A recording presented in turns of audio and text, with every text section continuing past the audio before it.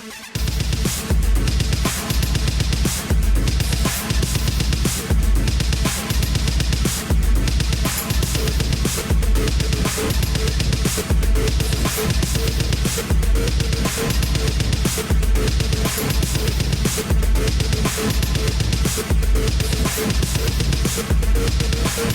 guys, Adam here, Beer and Boulders 40K, and today I'm going to be talking about some painting techniques. And let me first off start to say I've been painting for 25 years. I don't use any airbrush or anything like that. That stuff is really cool. I just never had a chance to learn. Everything I do is with paint, brush, traditional, and I will say that my belief is that painting is about 90% technique and 10% skill. Now that 10% skill can go a long way, but everything that you guys are seeing here, nothing is really crazy difficult to do. I've been painting for a while, like I said before, about 25 years, and my goal in this video is just to give you guys some quick tips and tricks on some painting techniques, specifically doing this weathering effect on vehicles. Now, I do this for one or two reasons. First off, I really like the style of it. It makes it feel more real to me, but also it's a quick, fast, and easy technique, and you can knock this stuff out really quickly. And that's kind of my goal. I've been painting for a long time. If I take the time and really put into it, I can wet blend stuff perfectly. I do have those skill sets, but at the end of the day, when you put that little 28mm model on the table with 100 other miniatures, it kind of gets lost, and I don't really get the reward out of it that I want.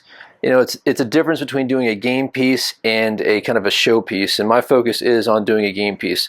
Really good high-end tabletop, you know, levels, but at the same time, doing a technique that's fast enough that you're not going to eat up all of your time, and you're still going to be able to play a lot of games. So, as you guys see, the Stormfang and Stormwolves are the new vehicles that I just finished. This set right here actually is kind of a big deal for me. I finally completed everything in the Space Wolves catalog. I mean, don't get me wrong, guys, I got plenty of Space Wolf stuff painted, but this stuff represents the last piece of each of the box sets getting painted, and it's a milestone.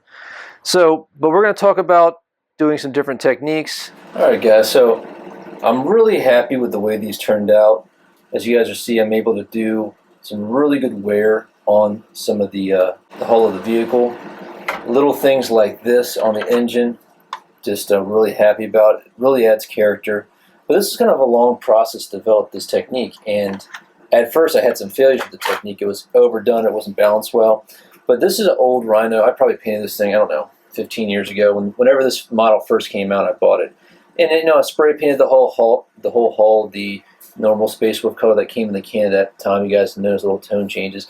But you guys can see I went back and like added, you know, paint chips in the armor, and it doesn't translate very well. I mean, it's not bad. I'm not going to go and repaint this guy, but just at the time, it wasn't bad. I was trying something new, but it just didn't work. It didn't look the way I wanted it to look, and so, you know, I kept on working on it, and finally I got a technique that I'm doing today, and this is a later translation of that technique, where I'm actually adding the blue paint, the Space Wolf gray paint, or shadow gray, whatever you're calling it, after I've kind of chosen the areas that I'm going to have the metallic color kind of coming through. And how I do that, and I'll pull some models out here. Like this is, you know, just a plain black drop pot. As you guys can see, I'm not even done priming it yet. And what I do is, after I'm done priming it, I build up layers of metallic dry brushing on it like this. Now what this does is it gives me certain areas, certain kind of like organic, I guess you'd say, artifacts or whatever, or just the way that the paint hits at. And so, like, all right, this got caught by the brush when I'm painting it, so it's reasonable to say that heat or, you know, explosions or anything else would kind of hit those raised surfaces the same way. This one I think I just put one layer on there. I'm going to go do some more. But what ends up happening is it really starts to translate well into areas that I can go back and actually hit with the blue paint, and other areas I'll leave the metallic stuff through.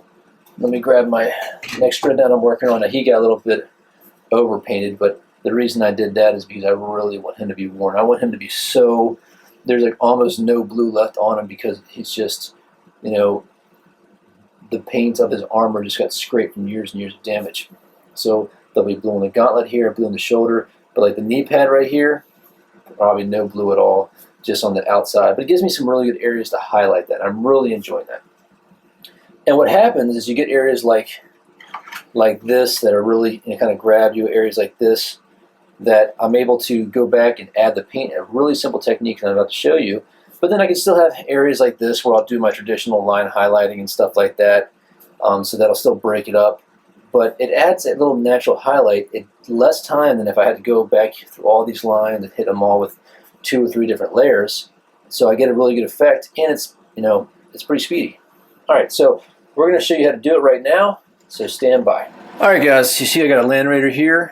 I've tried to start it already, and this is kind of what I wanted to show you. So the first layer that I'm going to put on is a shadow gray.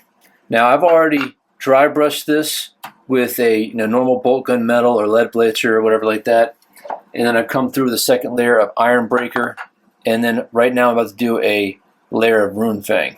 All right. So don't worry about that paint. That was just, I was showing somebody else that technique, but we're going to finish dry brushing this right now. Give you guys a point of reference. So for this, I'm just going to use a large, you know, dry brush. And part of this is kind of in the technique of how you dry brush. So as you guys know, just taking some paint on there. Everybody has their own technique. This is just how I do it. I'm going to work the color in the brush.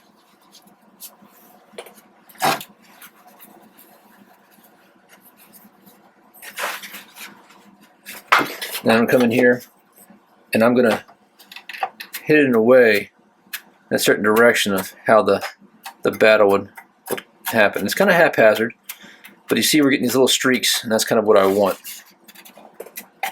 Now on areas that are going to be metallic, feel free to hit those even more.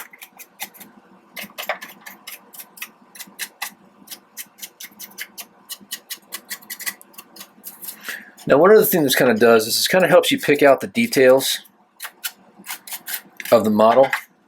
It's going to give you a better point of reference on where to paint things in the near future. Now we've already hit this guy up a little bit, so not going to really matter.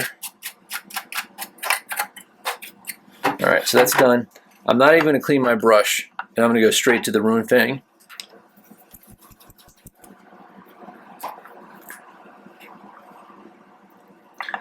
Now this I'm going to be a little bit lighter. I'm not going to put as much pressure on the brush.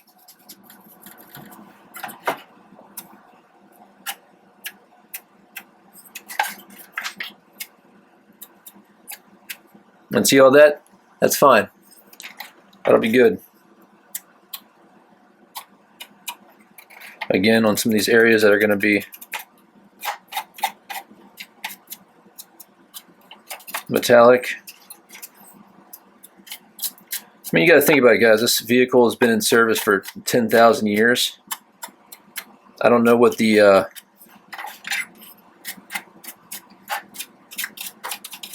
standard is for them repainting their vehicles. Like some of these ports and stuff, you can put on a little bit more than that. All right. So that looks good. This is one of those things where you do kind of gain a feeling of what looks good and what's not, you know, good. So, all right, so that's done. All right, next thing we're going to do is we're going to grab a standard brush and our next shade. Reorganize my paints. All right, so this is some shadow gray. This will be hard for people to find. It's a lot darker than the normal rust gray. And then here's the Phenazine gray. I don't know why they stopped making this color. And there might be a different one to it. I have quite a few, so I'll probably be okay for a while. But if you guys can hear that, there's actually a steel BB in there that I use it to help shake up the paint. And also it does sound pretty watery, as you guys may or may not be able to see, but this paint is pretty watery. As you guys can see right there. And that's like gonna actually help us out. So when I come to start hitting some of these areas, I kind of want that paint to be a little translucent, so the steel kind of comes through there. So I'm going to kind of come in here And I'm almost like stippling with the brush. But as you guys, hopefully you guys can see that, some of the metallic is actually showing through the blue paint. Some of these darker areas, I'll hit a little faster.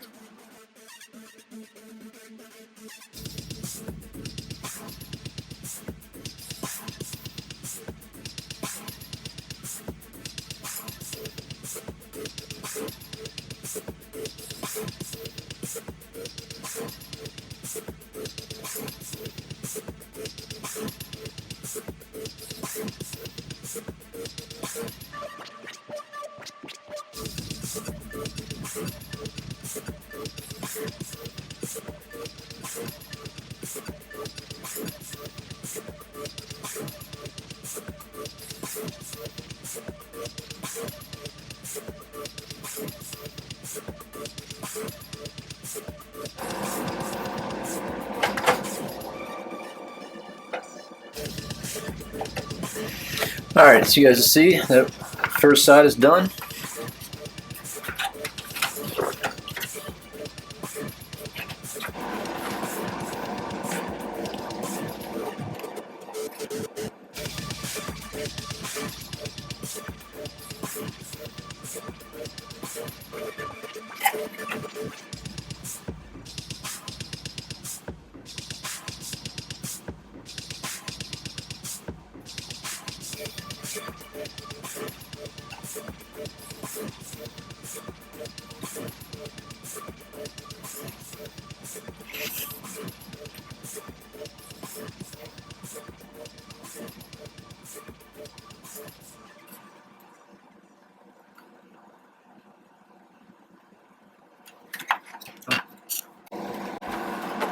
Alright guys, so pretty much done.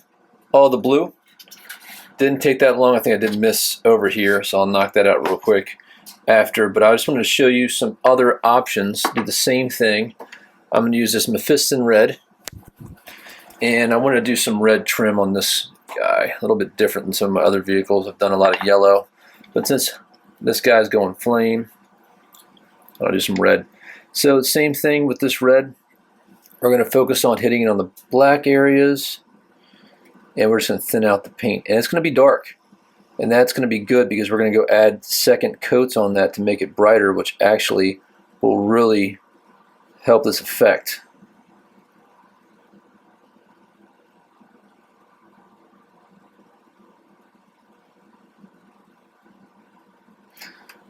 Now the one thing that's going to take a lot of time is just your, gaining those skills to control your brush. And that, just comes with practice.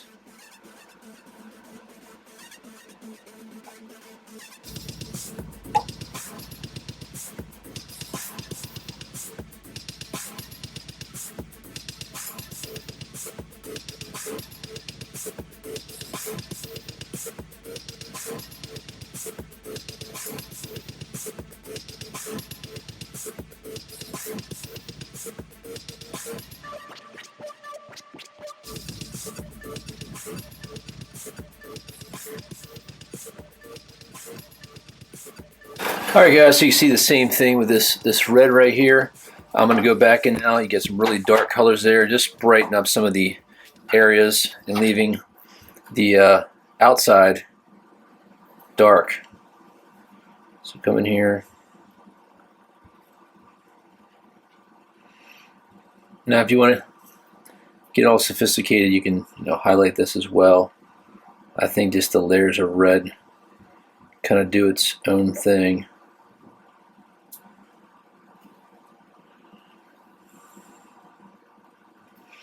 So if you guys are going for that grim dark look, less of a, sometimes guys make stuff look too animated for me. I'm not as much a fan. I mean, don't get me wrong, looks great, but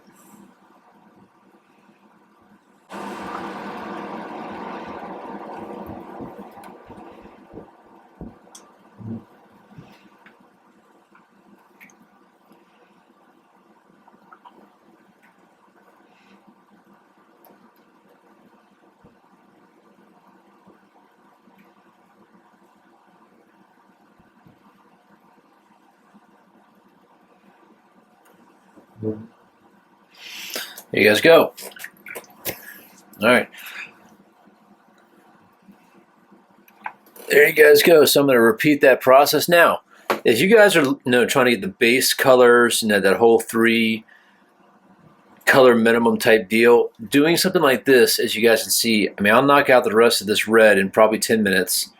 Throw some face paint on this guy and some hair on him, and he'll be done. And for all intents and purposes, as far as a lot of people are concerned, this model is done painting. Now, of course, I'm going to want to come back and add more detail to it. But if you're just trying to get some painted models on the board to look good, try to unify your army, you can kind of paint a lot in a group like this, get it to that one level, get everybody done, and then go back and then add more detail for everybody at the same time, go back and do whatever, so you can kind of batch your paint. And you're not stuck on one piece for a long time, you're not being bored, and also you can practice your technique and get better. So that's pretty much it, guys. I hope you like that weird weather effect. In later videos, I'll show you how I go here and hit some thin lines with the rust gray and the Finserensian gray to add some more highlights. But if you don't want to do that, you don't have to. This looks visually interesting enough for me. And the end product is something like this, where you guys may or may not see there's some different highlights throughout this. And just kind of make it pop a little bit. But we are getting some really interesting textures like in here. Also, if you want to go back and hit it with some Rune Fang along the edges, that works as well. Alright guys, hope you liked that video. Just remember to like us on Facebook and to follow us on Twitter and Instagram, and of course subscribe to us on YouTube at Beer and Bolters 40K. We'll see you guys later.